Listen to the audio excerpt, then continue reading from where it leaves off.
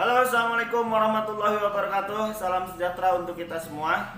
Apa kabar Notice Lovers dimanapun kalian berada? Ketemu lagi sama saya Haisam di Notification Channel. Channel yang akan membahas seputar bisnis dan hobi. Hobi akan menjadi bisnis atau bisnis yang akan menjadi hobi. Oke, Notice Lovers, kali ini kita akan membahas bagaimana cara memulai usaha dengan modal yang kecil. Oke, baik Notice Lovers, jangan kemana-mana, check it out.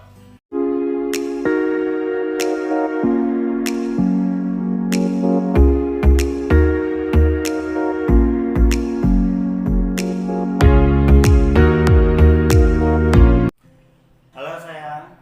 Halo juga. Selamat malam. Malam. Luar biasa teman-teman, hadir dengan narasumber yang sama. Iya. Karena kemarin kan kita udah ngebahas tentang bagaimana cara memulai usaha.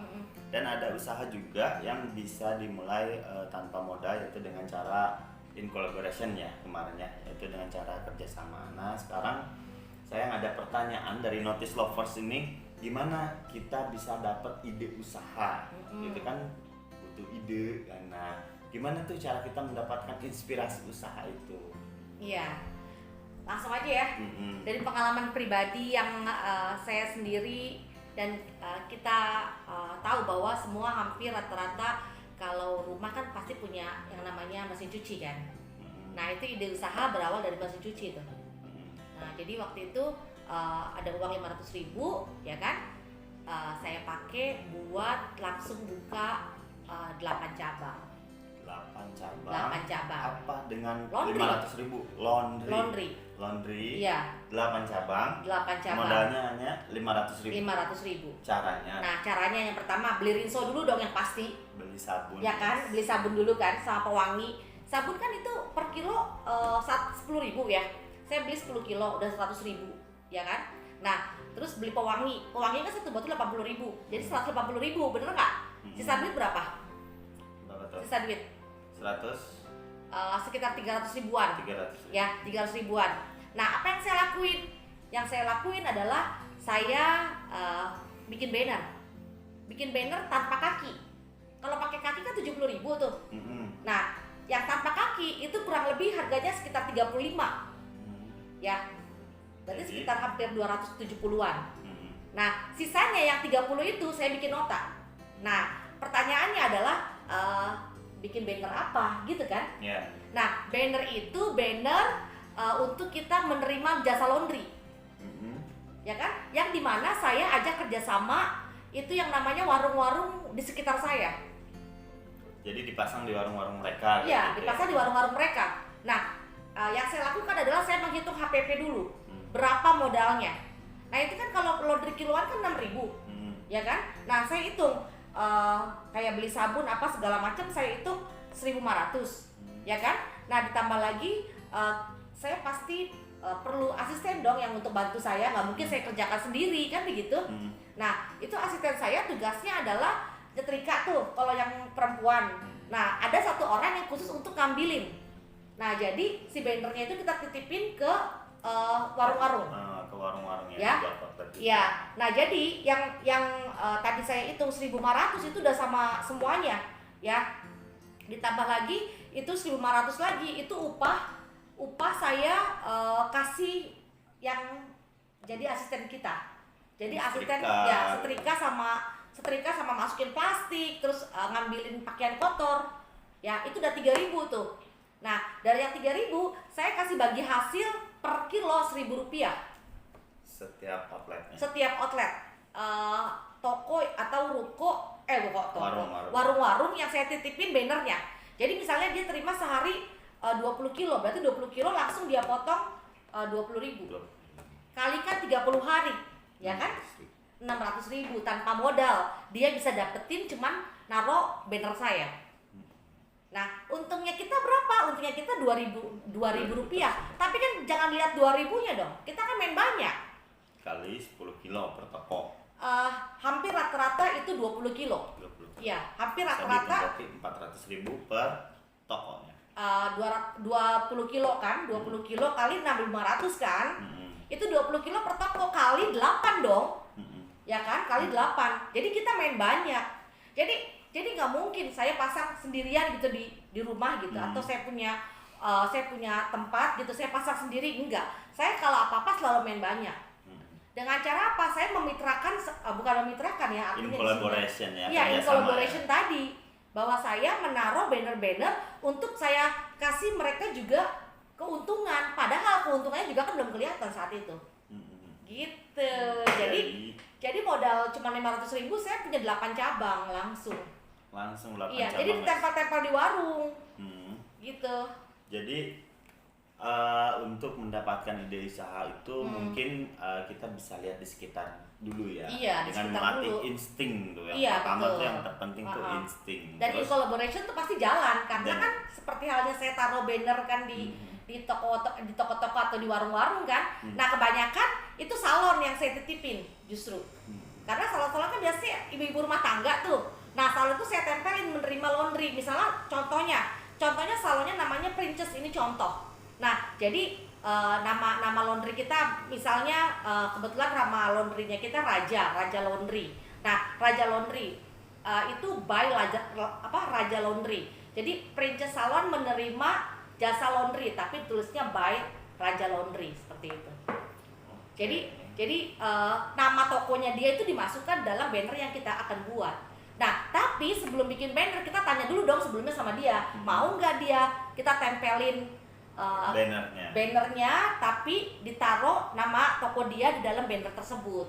Jadi seolah-olah dia yang buka usaha, padahal kan kita joinan sama dia gitu.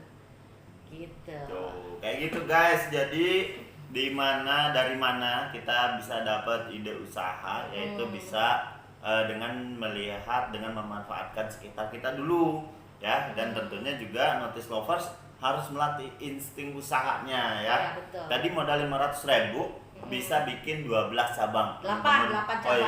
8 cabang ya. 8 cabang Notice Lovers dengan modal 500.000 dengan seperti tadi dengan cara in collaboration ya. Jadi insting, in collaboration. Terus yang ketiga itu tadi kemarin tuh kita bahas inovasi. Nah, jadi kayak gitu Notice Lovers. Nah, ini ada yang bingung juga sayang. Nah, tadi kan udah nih ide usaha. Nah, sekarang yang belum punya pengalaman usaha, itu gimana tuh mulainya itu? Nah, yang belum punya pengalaman usaha kan berarti belum punya customer kan? Atau mungkin bisa jadi adik-adik yang mungkin baru lulus sekolah pengen jadi pengusaha, ya kan? Nah, artinya di sini kan relasi belum punya. Selain relasi belum punya, keberanian pun belum ada gitu kan? Yeah. Nah, berarti caranya apa? Caranya cek ombak. Nah, cek ombak bagaimana caranya? Jualin aja dulu barang temen-temennya. Contohnya nih, saya jualan barang. Banyak sekali orang-orang pemula bisnis, dia mau terjun tapi gak punya modal. Nah, dia jualin barang saya. Nah, ini contoh. Nah, berarti teman-teman pun bisa ambil barangnya, relasi teman-teman atau teman yang punya usaha. Ya, dropshipan lah. Iya, dropshipan dengan cara seperti itu. Ya. Betul. Nah, terus tadi itu yang buat belum punya pengalaman usaha. Iya, belum punya pengalaman. Iya, betul. Jadi cek ombak. Daripada kita belanja dulu, kita nggak tahu pasar kita di mana. Masih mending pakai barang orang. Tapi dengan cara kita bikin status di WA kan gampang. Sekarang kan teknologi udah canggih. Kalau dulu kan bener. Kalau dulu kan kita harus repot. Sekarang kita dagang apa aja bisa tanpa modal. Dengan apa? Dengan kita mengikuti banyak grup. Nah, misalnya ini grup skincare, ini grup fashion, ini grup perlengkapan rumah tangga. Nah, kita tinggal upload aja di handphone kita sendiri tanpa modal. Lalu kita suruh untuk orang dropshipan. Gitu, cuannya udah kita ambil duluan, ya kan? Nah, kita juga cek ombak, kita passionnya di mana. Nah, untuk menentukan target customer itu biasanya mereka akan muncul sendiri. Ini contohnya pengalaman saya pribadi. Saya kan jualan barang-barang branded, terutama tas-tas branded. Nah, awal-awal saya jualan tas yang harganya 300.000. Nah, tapi waktu itu saya selalu share di grup, di banyak grup yang saya ikutin, dan saya di Facebook pun saya bilang mau jualan barang impor boleh join di grup impor saya. Nah, apa yang terjadi ketika saya share 300.000 yang keluar anak-anak umuran 20-an. Ketika saya share tas yang harganya 300.000 itu yang keluar anak-anak umuran 20-an sampai 30-an. Nah, ketika saya share harga yang 1,5 juta, yang keluar itu di usia 35 ke atas. Dan orang-orang yang keluar dalam grup WA-nya itu adalah orang-orang yang menanya barang tersebut adalah orang-orang yang kebanyakan sosialita atau yang mapan finansial ya, yang sudah mapan finansial. Jadi customer tuh muncul dengan sendirinya. Karena cek ombak tadi ya. Iya, Jadi sesuai dengan barang yang akan kita jual. Nah, dari situ baru saya menentukan ternyata target pasar saya adalah yang premium dan yang mirror gitu. Oh, iya, jadi... Makanya sekarang saya nggak pernah stok barang yang KW. Gitu.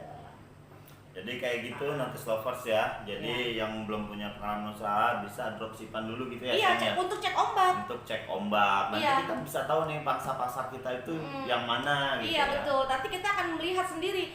Customer tuh akan keluar sesuai dengan barang yang akan kita tawarkan. Dia akan keluar sendiri, dia akan mengotak-kotakkan sendiri. Oh, kalau saya share yang 1,5 juta yang keluar orang-orang ini nih. Kalau saya share yang harga 300 ribuan yang keluar orang-orang ini nih, gitu. Itu keluar dengan sendirinya. Luar biasa ya notice lovers ya. Kayaknya ini semangat menggebu-gebu.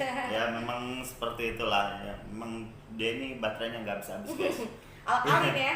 Baterainya jangan sebut merek ya. Oh iya. Gak apa-apa lah ya. Oke. Iya. Oke, jadi ya seperti itu ya. Tadi teman-teman sobat notice lovers sudah dengar sendiri nih. Tadi apa nih yang bingung tadi cari ide usaha bisa dengan melatih instingnya. Kita lihat-lihat area di sekitar apa yang bisa kita jual di situ gitu ya. Dan terus kalau masih bingung juga bisa cek ombak gitu ya. Ya sayangnya cek ombak terus. Nah, sekarang ada pertanyaan lagi.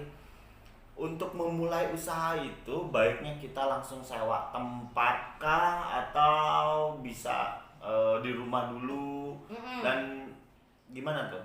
Kalau saya sih saranin nggak usah sewa tempat dulu. Nggak usah sewa. Iya, dari rumah dulu. Apapun bisa dilakukan dari rumah. Gitu. Mau jualan barang fashion sekarang nggak perlu sewa tempat, cukup juga punya toko online juga sudah cukup buat saya. Yes. Iya, itu beda zaman saya waktu memulai usaha. Itu nggak ada yang namanya Instagram, nggak ada yang namanya marketplace, ya kan? Dan kalau sekarang Kalau udah sekarang- ada media sosial ya. Iya, ada medsos. anak umur 15 tahun udah punya tokonya ada 5. Luar biasa. Gitu, ya kan? Jadi saran saya sih nggak usah sewa tempat dulu kalau saran saya. Nanti kalau udah memang mencukupi modalnya, ya kenapa enggak gitu? Untuk kita mengukuhkan kita punya usaha lagi gitu kan? Gitu. Jadi saya sih saranin di rumah dulu gitu, karena dari rumah itu nggak ada cost apa-apa. Costnya itu cuma sebatas packagingnya doang kan yang harus kita bagusin kan? Iya. Gitu. Jadi gitu guys, semangat jadi pengusaha ya, jangan lemah lah walaupun di masa pandemi ini kita harus tetap berkarya ya dan harus tetap semangat ya. Karena apa ya? Hidup harus terus berjalan ya sayangnya. Benar. Jadi kita harus terus berkarya, kita harus tetap semangat. Jangan mau kalah sama anak umur yang 15-an ya 15 tadi ya. tahun, Punya udah pada toko pinter cari duit. sampai 5 toko ya, 5 tokonya toko toko. online. Jadi Toko online. notice lovers nih, buat notice lovers manfaatkanlah media sosial itu dengan baik ya. Jadi jangan sibuk Lihat lambe turang. Ya kan? Ya. Ya nggak apa-apa, maksudnya itu kan cuma hiburan, ya kan? Tapi teman-teman pun harus cari profit. Untuk apa? Untuk membiayai kita hidup. Karena dengan kita memiliki uang sendiri, ya kan? Kita bebas melakukan apapun gitu. Gitu, notice lovers. Ya, jadi ayo semangat, ayo berkarya, ayo jadi pengusaha ya. Jadi jangan berusaha aja tapi ayo jadi pengusaha. Wujudkan mimpi kalian notice lovers. Dan ini sayang, bisa nggak sih tadi kan sempat disinggung masalah finansial gitu ya. Nah, buat generasi milenial bisa nggak sih bebas finansial gitu. Di usia muda. Generasi milenial bebas finansial tuh bisa nggak Ya sih? bisa banget, apalagi sekarang memang zamannya teknologi gitu kan. Sekarang yang namanya bisnis udah nggak perlu pakai modal, dengan cara jualin barang orang kita udah punya toko, bayangin. Dan dulu sih nggak ada, sekarang kan ada. Anak sekarang enak banget dikasih keadaan seperti ini gitu. Punya toko, cuma modal beli kuota aja. Ya kan? Nah, ditambah lagi barangnya pun nggak perlu belanja, pakai barang orang. Makanya masuk ke grup-grup pedagang. Karena apa? Itu menjalin relasi. Karena kalau kamu sendirian usaha itu pasti akan besar modalnya, gitu. Jadi penting yang namanya membangun relasi. Karena apa? Relasi itu kan pertemanan, gitu kan? Atau menjalin hubungan baik dengan siapapun. Nah, tujuannya apa? Supaya kita punya banyak produk yang bisa kita jual. Tuh. Jadi Notice Lovers, generasi milenial, kalian pasti bisa bebas finansial ya. Iya, karena bisa memang banget. ini sekarang sudah eranya, sudah zamannya. Jadi jangan cuma masa beli kuota aja, cuma buat Facebookan, cuma buat Instagram, cuma buat apa tuh? TikTokan. Buat TikTokan ya. Tapi Bener. teman-teman manfaatin nih Facebooknya, Instagramnya. Teman-teman mungkin bisa belajar iklan di Facebook atau di Instagram dan lain-lain. Jadi generasi milenial pasti bisa Lebih bebas pintar, finansial dengan cara menjadi entrepreneur ya sayangnya. Iya. Ini seperti itu ya. Jadi pengusaha lah ya Benar. gitu ya. Nah, biasanya kan kalau kita kerja di suatu instansi atau di perbankan atau di perusahaan-perusahaan, itu kan perlu yang namanya ijazah, bener nggak sih? Benar. Nah, kadang banyak orang juga yang putus sekolah, ya. Jadi pengusaha itu terbuka buat yang orang punya ijazah dan tidak punya ijazah. Yes. Jadi tidak memiliki latar belakang pendidikan yang Iya. tinggi pun kita Iya. bisa jadi pengusaha ya. Iya, saya bisa banyak memberikan masukan untuk orang jadi pengusaha. Yang mendengarkan itu kebanyakan orang-orang yang lebih tinggi pendidikannya dari saya gitu. Wah, luar biasa. Gitu kan. Nah, karena apa? Karena mereka butuh ide-ide seperti ini gitu. Yang tadinya nggak kepikiran gitu. Kalau jadi pengusaha itu kan ketemu banyak orang. Nah, ketika kita ketemu banyak orang, pasti ide-ide akan muncul dengan sendirinya. Tuh. Makanya jangan main game aja. Jangan main Oh, game boleh aja. juga main game kalau game jadi duit. Oh iya. Kalau sekarang Iya kan? gamers juga bisa cari duit Iya, ya.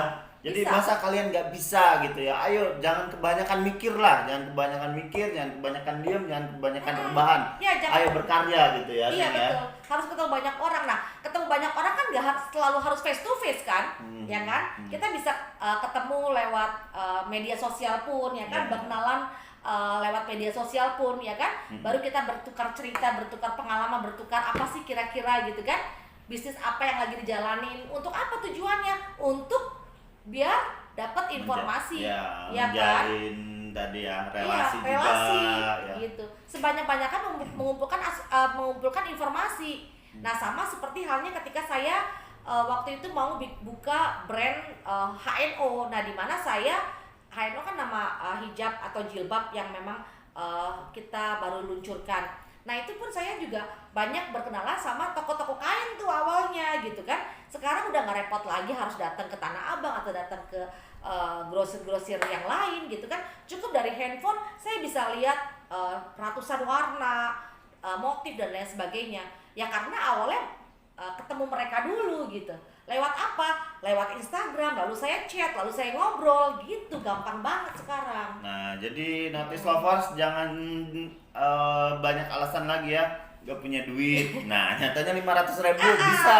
Kalau yang nggak punya duit, mau usaha, bingung barangnya apa atau teman-temannya belum jadi pengusaha, gabung aja sama saya. Nanti saya kasih gambar-gambarnya. Nah, nanti nomor handphone ada di link deskripsi ya. Iya, Yang penting gabung sekarang aja. jangan lupa subscribe dulu. Wah. Oke, jadi Notice Lovers seperti yang barusan saya sampaikan ya, yang barusan kita sampaikan. Jadi kalian Notice Lovers ini jangan terlalu banyak alasan ya. Pengen jadi usaha katanya bingung. Iya. Ya, nggak punya modal. Nah sekarang udah dikasih tahu nih, nggak pakai modal caranya Iya, gimana. bisa. Ada yang ngeluh juga modalnya sedikit. Nah sekarang Modal udah sedikit, ya modal sedikit juga Punya bisa. banyak cabang. Ya. Ayo ngomong alasan apa lagi? Mm-mm. gitu. Jadi nggak ada karena ketika kita mau usaha, kita mau bisnis, misalnya saya kan bekerja tapi saya mau bisnis juga bisa menjalankan usaha di samping pekerjaan utama itu adalah penting. Nanti ketika kerjaannya mungkin PHK atau kerjaannya ada sesuatu, kita punya pegangan atau payung. Nah, payungnya itu di mana? Payungnya itu di bisnis. Jadi profit tambahan juga ya. Jadi jangan hanya jadi karyawan, tetap jadi karyawan. Iya, jangan keluar sebelum usahanya besar. Tapi jadi karyawan harus punya usaha. Gitu. Tujuannya apa? Ketika terjadi sesuatu dalam pekerjaannya, bisnis itu adalah sebagai payungnya. Luar biasa ini Notice Lovers, ini daging semua loh. Ya, tadi udah dibilangin, dikasih tahu caranya usaha tanpa modal, dikasih tahu usaha dengan modal kecil ya. Ini daging semua nih. Sekarang barusan kamu apa tuh? Barusan kamu sampaikan juga masalah milenial yang bebas finansial dengan cara dropshipan, dengan cara jualan online ya. Dropshipper itu artinya jualin barang orang gitu. Jadi kalian cuma modal kuota aja, kalian posting di media sosial kalian ya.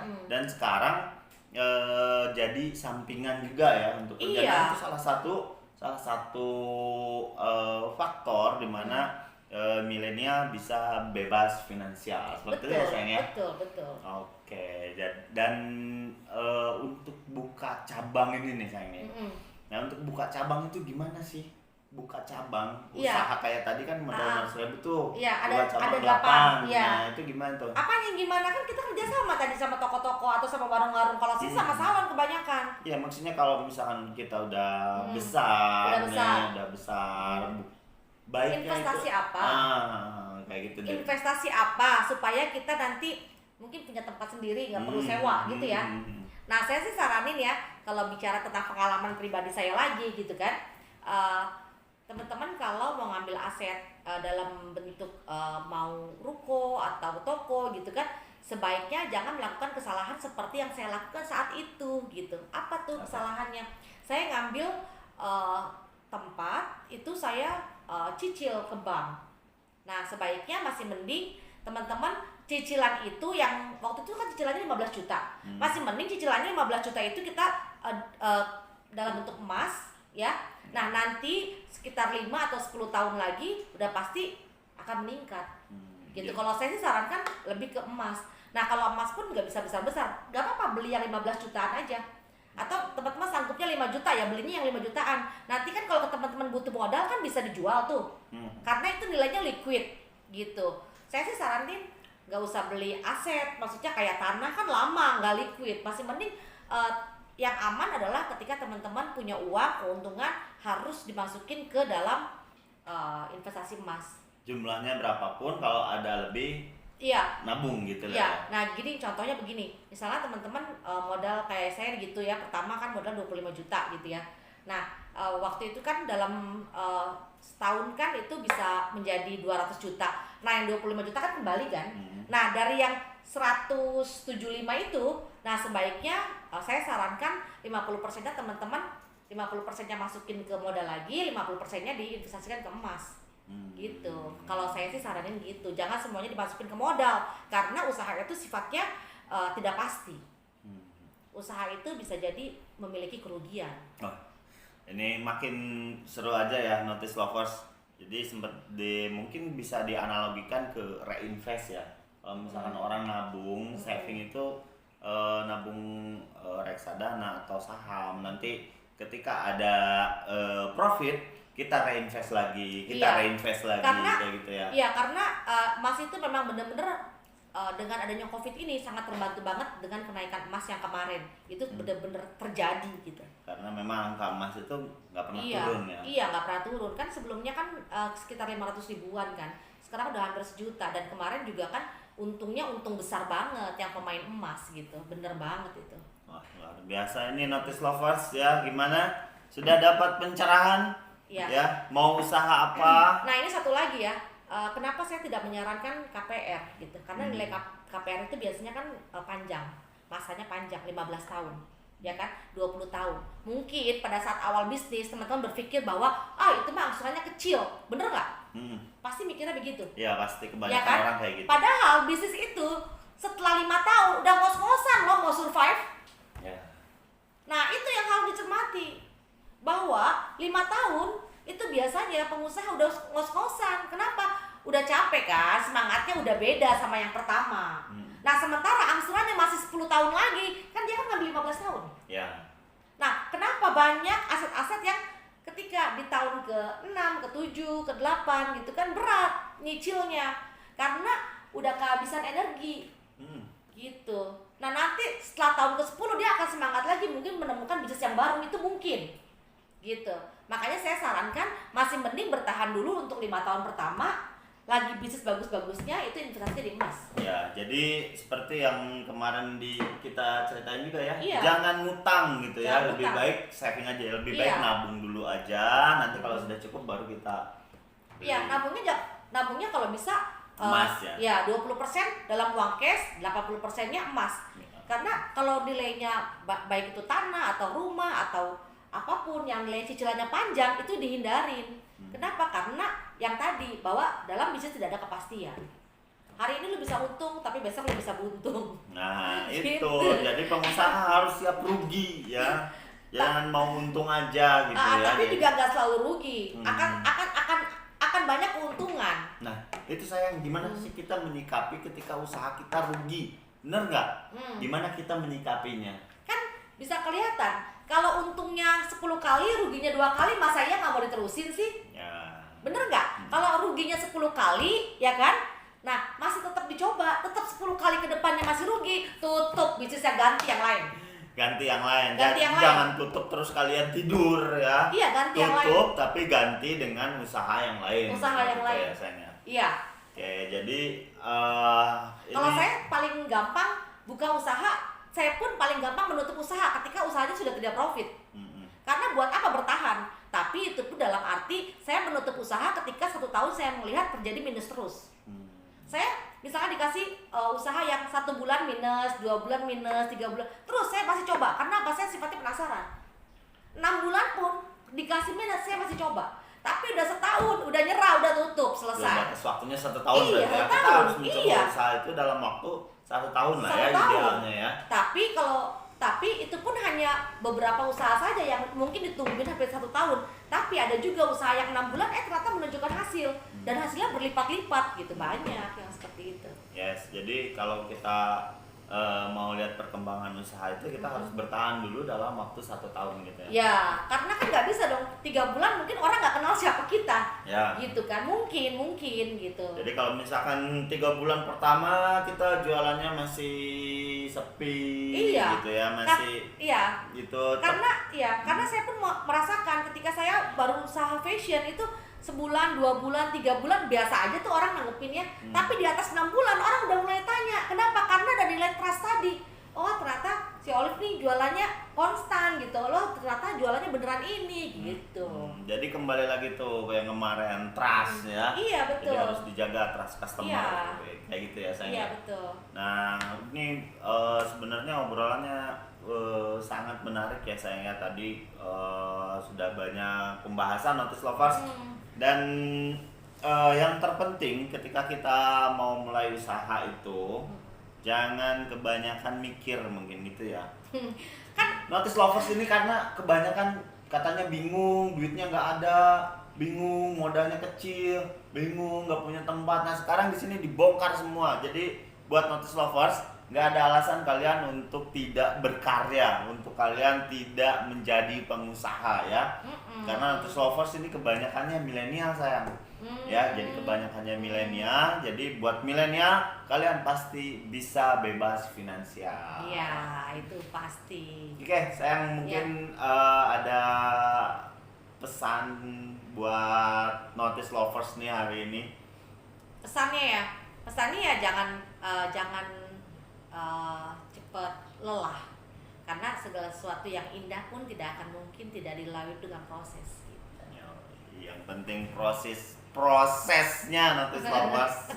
Ini susah banget ini ngomongnya ya. Yang penting prosesnya itu Notice Lovers harus kuat menjalani prosesnya. Iya, Seperti prosesnya. itu ya, sayang. Tadi udah dibuka dengan modal kecil, terus idealnya usaha itu kita tunggu sampai 1 tahun dulu ya. Iya. Mungkin yang pertama kita sepi jualannya ya, yang kedua bulan ketiga terus aja semangat gitu ya, Iya, sayang ya. iya. Nah, mungkin sedikit cerita tentang ini masih ada nggak waktunya? Masih ada, masih panjang ya. Masih panjang ya waktunya ya. Masih panjang. Nah, mungkin cerita tentang dulu usaha showroom mobil ya.